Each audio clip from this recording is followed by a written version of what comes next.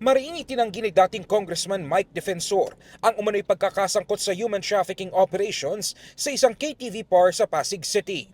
Ayon kay Defensor, wala umanong matibay na basihan ang National Bureau of Investigation sa kanilang mga paratang dahil ang mga iniimbestigahan ay pawang mga umuupa lamang sa gusali at hindi sila direktang nagpapatakbo ng mga nasabing establishmento.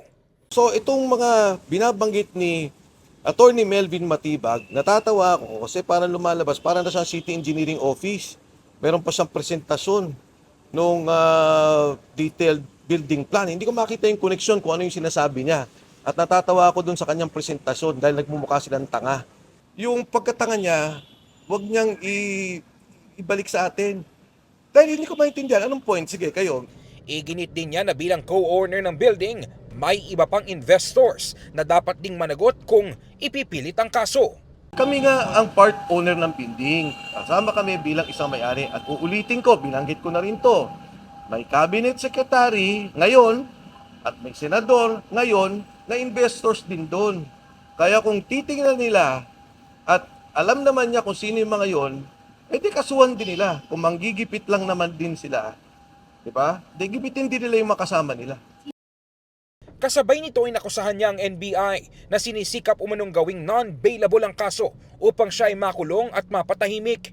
Inakusahan din niya si Matibag na umano'y pinipilit ihinto ang ibang investigasyon sa korupsyon. Alam ko ang gusto niya.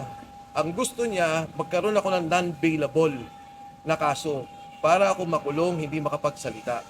Pero sinasabi ko kay Director Matibag, pwede niyo akong makulong, pwede niyo akong tigilan magsalta, pero ang Pilipino, patuloy na nagagalit, patuloy na humingi ng hustisya, patuloy na sinisigaw na ayusin yung korupsyon. Hindi ako ang problema nila. Ang problema nila ay yung hindi nila pag-address sa problema ng korupsyon sa ating bansa. Dapat may managot. Pinanindigan naman ng NBI na may sapat silang ebidensya upang patunayan ang pagkakasangkot ni Defensor at pinasinungalingan ang alegasyon na politikal ang motibo ng investigasyon.